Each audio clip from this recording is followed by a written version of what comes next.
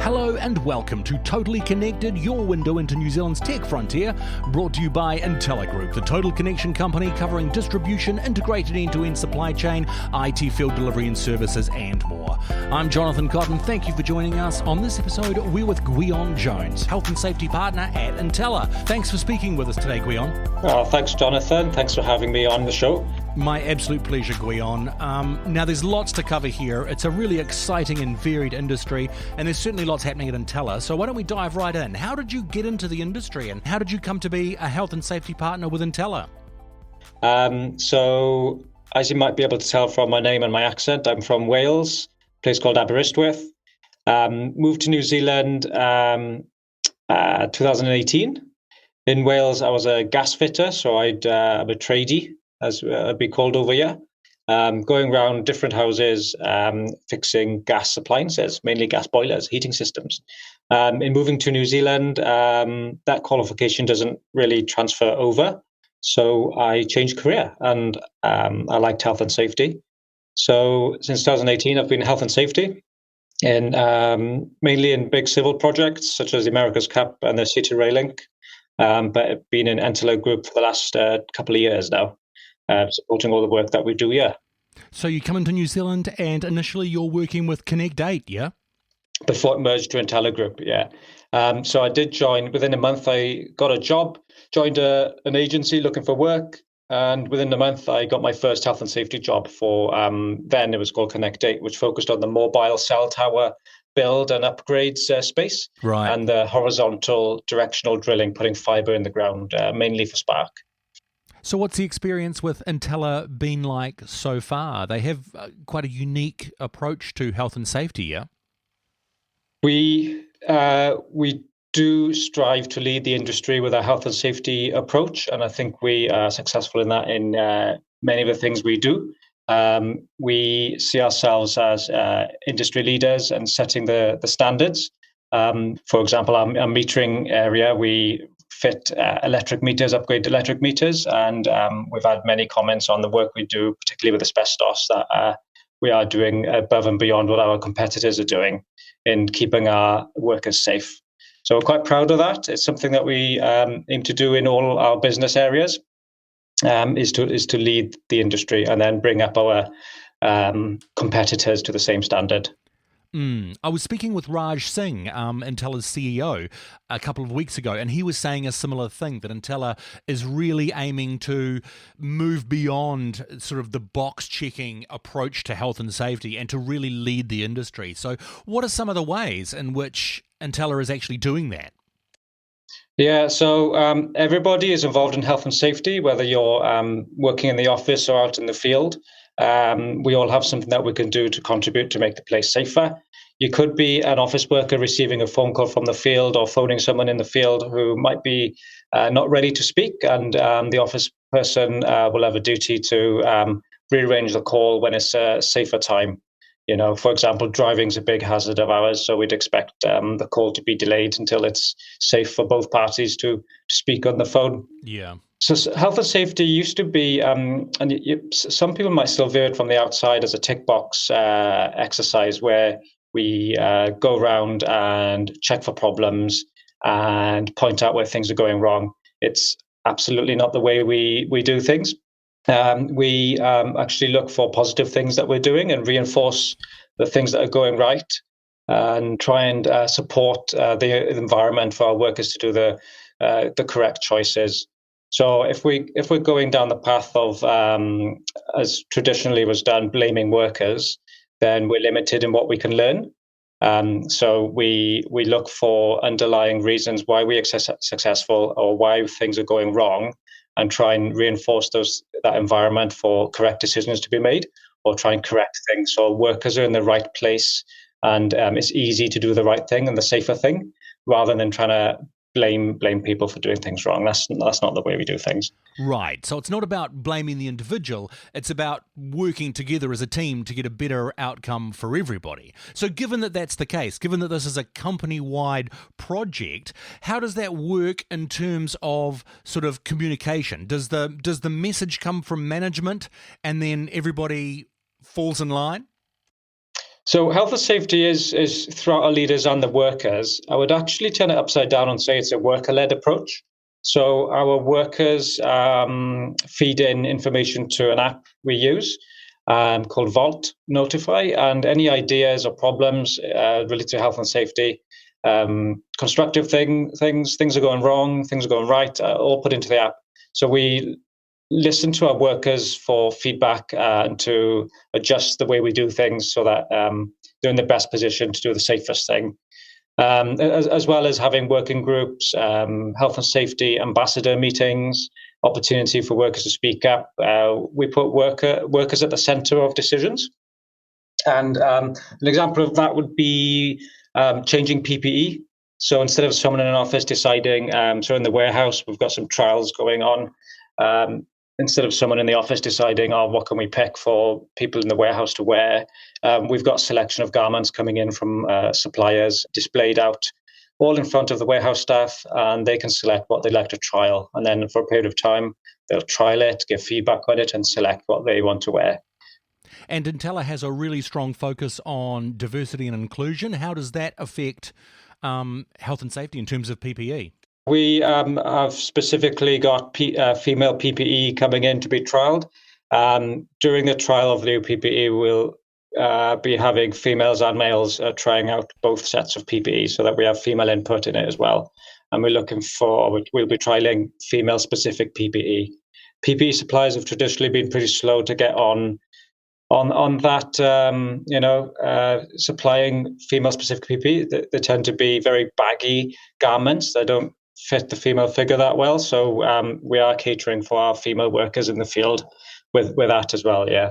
Great. Hey, and just while we're on the subject, in terms of this sort of worker-led approach to health and safety, are there any other insights that have been, generated from the shop floor, so to speak? Yeah, I mean, we're constantly reviewing things, and an example with that would be, so I could take you through to an incident that we had in December where we sent a pallet to one of our recycling companies. The pallet had some electronics equipment on it with a bracket on it. We sent that to one of our partners who called Loop, and they recycle equipment. That arrived in their warehouse, and unfortunately, one of their warehouse operators walked past it and cut their calf. It was pretty nasty. They were off for a week, and they had they required stitches. It was a very nasty laceration. Loop had investigated it and come back to us with some feedback and said, "Hey, can you have a look at this and see what we could improve on?" So the first things we did was engage our workers in the warehouse and said what happened and asked for ideas to prevent it happening again. And they'd come up with lots of ideas. For example, cardboard L-shaped protectors on sharp items, turning items inwards on pallets, removing sharp items from objects where we can, and extra bubble wrap. So those ideas came from our workers. Then we made sure that the workers all over our warehouses, we've got 5 warehouses, were equipped with those items and understood what we need to do. And then we had a good news story. It's not often we have good news in health and safety, but we had an email last week where Loop had said, "Hey, thanks for taking this seriously. We've just received a pallet of the same items, and they're much better packaged. The sharp bit is facing inwards towards the center of the pallet. There's those cardboard L-shaped protectors and lots of bubble wrap." So they were just very grateful that we've taken their comments on board seriously, addressed the concerns. And yeah, as you were saying, the way we looked at it is from the workers giving ideas on how we can best address the problem. Because they're the experienced ones, they're the experts in their field, not the office staff. So they're closest to the risk and know best how to control it. Yeah, that's a great result. Is there any other success stories you can share with us while we're on the subject, Gwion? You and I were speaking about asbestos the other day, yeah? Yeah. So we carry out what's called asbestos exposure monitoring. We have, this is back in metering. We replace electric meters on customer properties, domestic properties, and sometimes they're fixed onto asbestos boards because it's a good fire retardant material used extensively in particularly the older houses. And so we carry out exposure monitoring, which means that we engage a company who put a monitor in the breathing space of the worker. It sucks up the air that would be breathed by the worker in their breathing zone. And then that gets analyzed in the laboratory, and we find out were there any airborne fibers produced during that work. And it's only removing a screw and replacing a screw. So it's nothing extensive. We're not physically removing asbestos, but we've identified that there's potential for asbestos dust to be created and become airborne. So we confirm that the controls are working, which is, in this case, before removing a screw from asbestos, we put some shaving foam on top of the screw. It encapsulates it and prevents the fibers becoming airborne, so you don't breathe them in. Simple and clever solution. I love it. And that came from the people out there in the field? That is something that the Sparkies came up with. When we devised, did the risk assessment for the works and the methodology, that came from their experience. So when we started it, we needed to verify that it actually works. So that's what they've done in previous companies. And to make sure that it's an effective control, we had that exposure monitoring carried out immediately. And this is year 2 of it now. So we're monitoring it year on year to make sure it keeps being an effective control. Yeah. Yeah. From what you're describing, it really is less about sort of controlling the people on the ground, isn't it? And it's more about working with them to, create these great outcomes. Yeah, that's right. I mean, health and safety control is only effective if the worker actually does it on the ground. So it's got to be realistic, and it's got to be proportionate to the risk. The controls that the worker suggests are the ones that they feel that they can actually do. So you're going to get quicker results and be more efficient with your time if you get the workers to suggest what they think will work.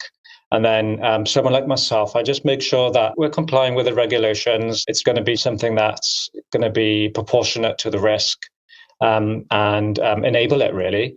Sourcing the bits and bobs, the monitoring to make sure it's all going to be working well. Great. And while we're on the subject of Entelar's sort of successes in this area, last week we were talking about the fishing boats and the cameras that have been installed there. Tell us a little bit about that. We fit cameras to fishing vessels for MPI so that they can monitor catch. So Entelar Group do a lot of work, a lot of good variety of work, from, like I said, the cell tower sites to metering to 5 warehousing, supply, distribution of products, horizontal drilling, Internet of Things technology. And this comes under that technology part where we install cameras onto the fishing vessels to monitor the catch. So my job is quite varied. I enjoy it greatly. It's one day I could be on a boat, another day I'm on a hill. Could be in a tunnel. It's domestic property, a warehouse. So it's really varied.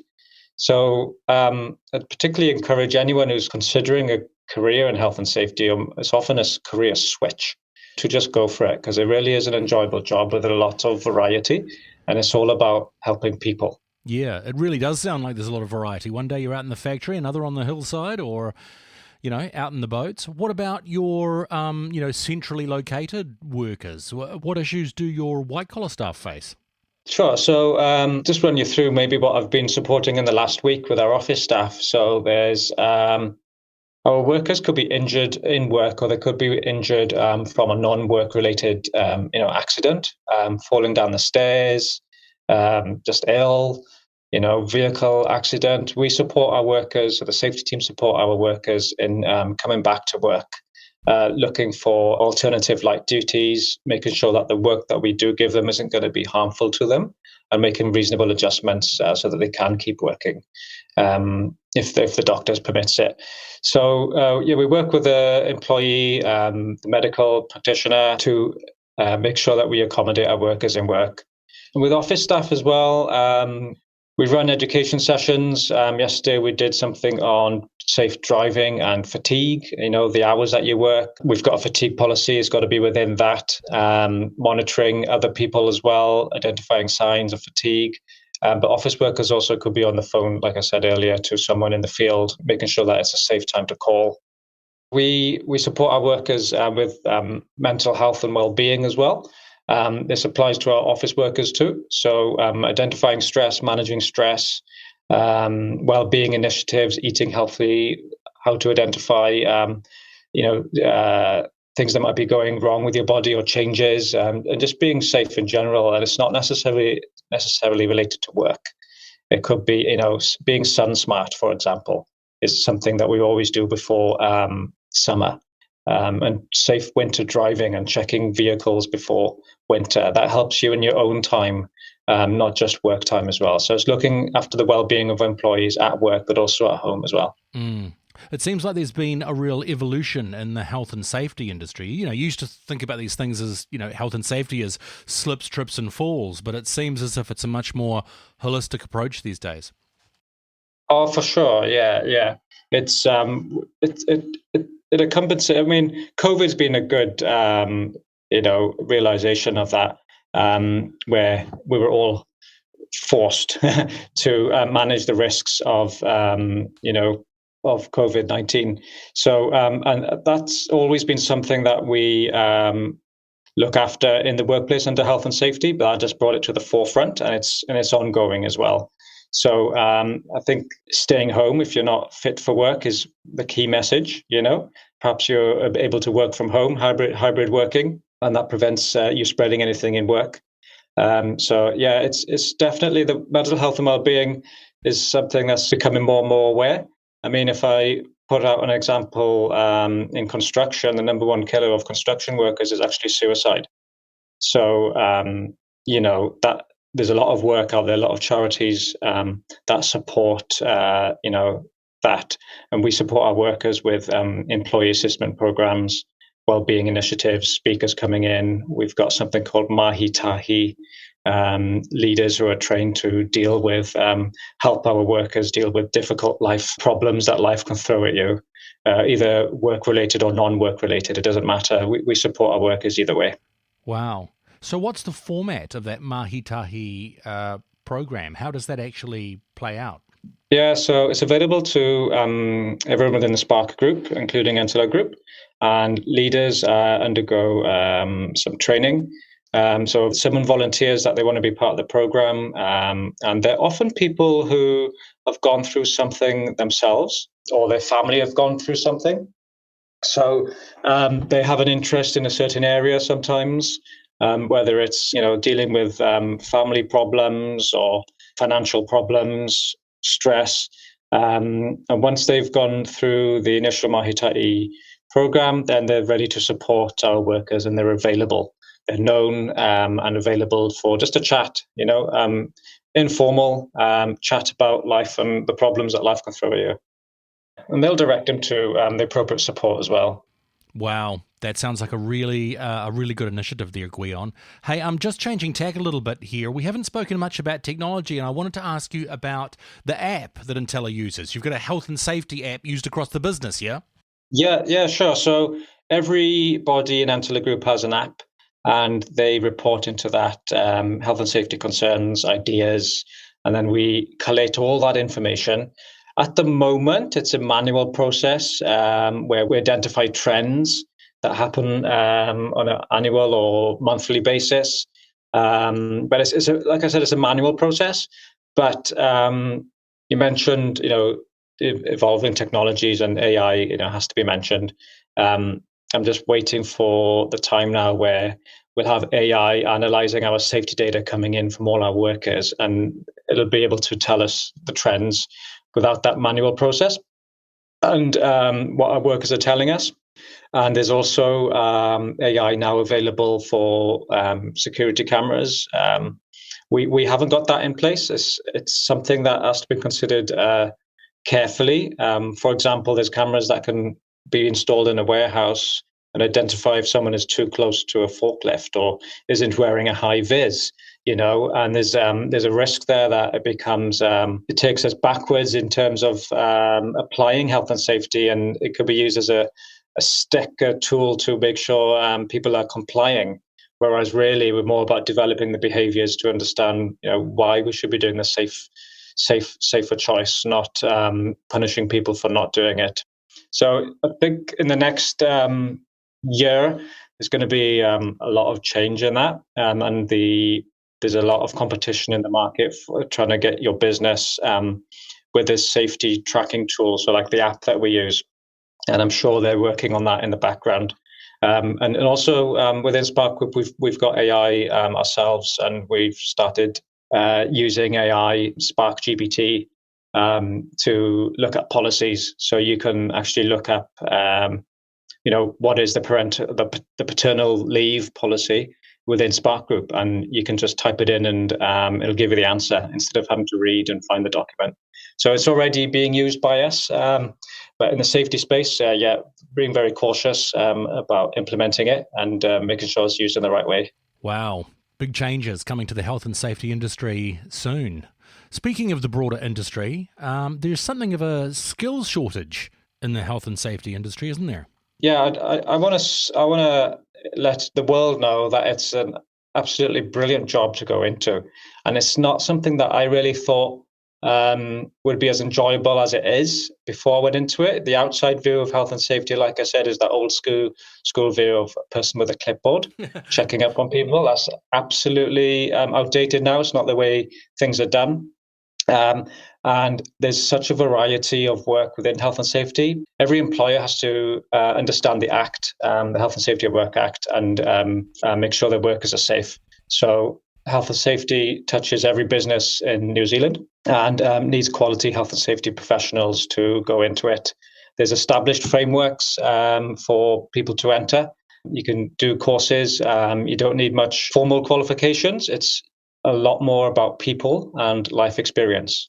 So especially for those looking at switching careers, no matter what field you're in, you can apply that knowledge. And especially if you're good with people, it's a skill that can be hugely beneficial in health and safety.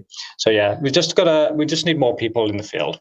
So that's an industry-wide demand. Is there a demand within Entelar itself as well? Yeah, so there's two partners, myself and Donna, who support Entelar Group as health and safety partners. And we are currently recruiting wider partners for the other business areas in the Spark Group. So we've got a couple of vacancies there that we're recruiting at the moment as well. There you go, listener. Now hiring. Get in contact with Gwion. He's on LinkedIn. Yeah, of course. Yeah, get in touch. And, in terms of health and safety in New Zealand in general, there's still a lot of work to be done, isn't there?